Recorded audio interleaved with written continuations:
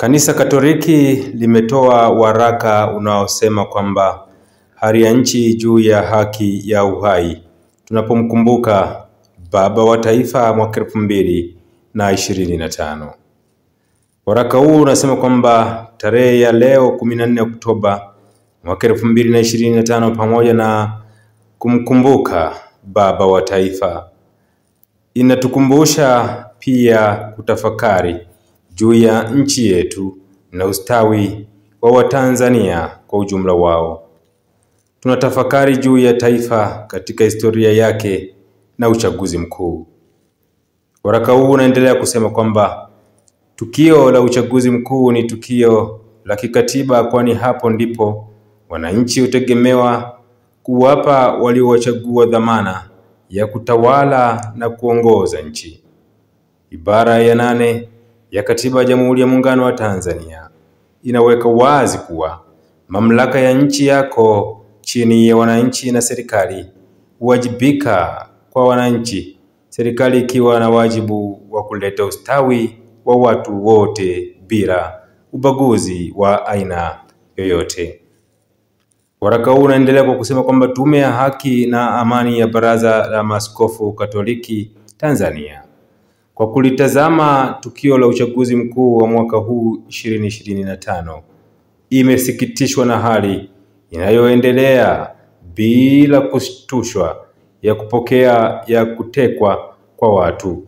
Utekaji huu unaonekana unaendeshwa kwa mpango wa kikundi maalum ambacho kinatekeleza uovu huu sehemu mbalimbali nchini. Waraka huu unaendelea kwa kusema kwamba utekaji huu umepelekea ulinzi wa haki ya uhai kupotea, kwani hatusikii walioapa kulinda uhai wa Watanzania kulaani na kukomesha huu utekaji na kutoweka kwa watu. Ni zaidi ya miaka miwili matukio haya yamezidi na kufanya Watanzania wajiulize, iweje watekaji hawa wawe na nguvu kuliko vyombo vya ulinzi na watu, na kuliko wenye mamlaka ya kuletea watu matumaini ya kuishi na ustawi wake. Dalili za kukomesha utekaji hazionekani na wala hatusikii kulaaniwa kwa matukio haya. Ikumbukwe kuwa uhai wa mtu ndiyo hudhihirisha utukufu wa Muumba hapa duniani na mbinguni. Mtakatifu Ireneo: mwanadamu ameumbwa kwa sura na mfano wa Mungu. Mwanzo 1:26-27. Huyu ni kiumbe wa pekee ambaye hakuna mwenye mamlaka kumwondolea uhai wake. Kazi ya serikali ni kuulinda uhai. Waraka huu unaendelea kwa kusema kwamba kwa mujibu wa ibara ya 14 ya Katiba ya Tanzania, kila mtu ana haki msingi ya uhai wake, na kuhakikishia kuwa haki hii inalindwa kwa gharama zote. Maaskofu wameendelea kuandika waraka huu wakisema kwamba maaskofu, tunataka serikali kuhakikisha raia na watu wote usalama wa haki ya uhai kwa kila mtu bila ubaguzi wa aina yoyote. Waraka huu umeendelea kusema kwamba uchaguzi mkuu una maana tu endapo watu watapata viongozi wenye kulinda na kutetea uhai.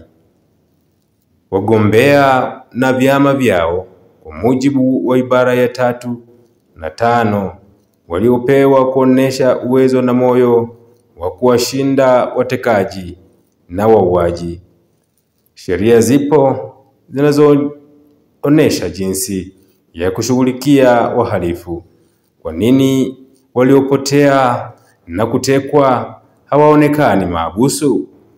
Tunataka serikali izingatie kanuni ya utawala wa sheria na kuheshimu kimatendo haki msingi za binadamu.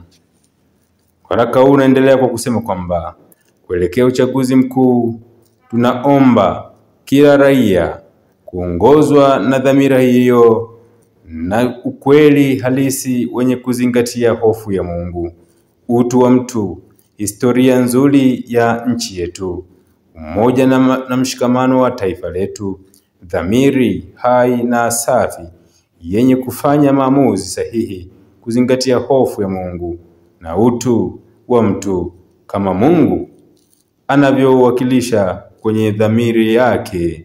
Na hivi dhamiri ni mahali pa kila mwanadamu kufanya maamuzi yanayobeba hadhi ya utu na kuwajibika kwake mbele ya Mungu. Mpiga kura na mpigiwa kura, unaalikwa uheshimu dhamiri yako juu ya suala la uchaguzi mkuu.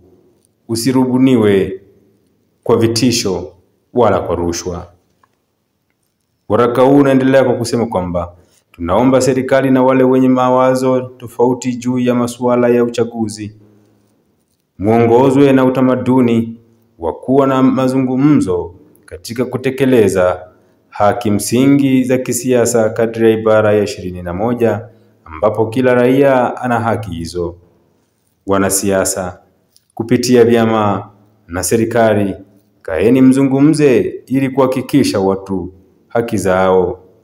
Nguvu ya wananchi iko kwenye hoja.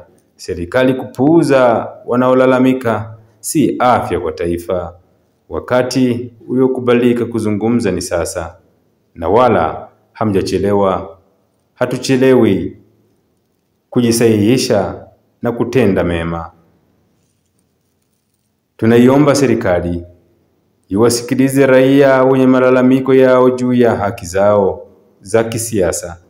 Unyenyekevu mbele ya raia hujengeka kwenye ukweli na uwazi. Kiongozi wa watu mnyenyekevu ni mtu mkweli na uaminika na watu wote. Tukumbuke kuwa historia ya chaguzi zetu tangu mwaka 1962 hadi 2015 zilithibitisha kuwa kuanika kwa uongozi kutokana na uchaguzi ulio wa haki, huru na kuaminika, licha ya mapungufu yaliyokuwepo. Niwatakie uchaguzi mkuu 2025 ulio wa haki, huru na kuaminika. Yuda Tadeusi Lwaichi, Askofu Mkuu wa Jimbo Kuu la Dar es Salaam, Mwenyekiti wa Tume ya Haki na Amani, Baraza la Maaskofu Katoliki Tanzania, Dar es Salaam, tarehe 14 Oktoba mwaka 2025.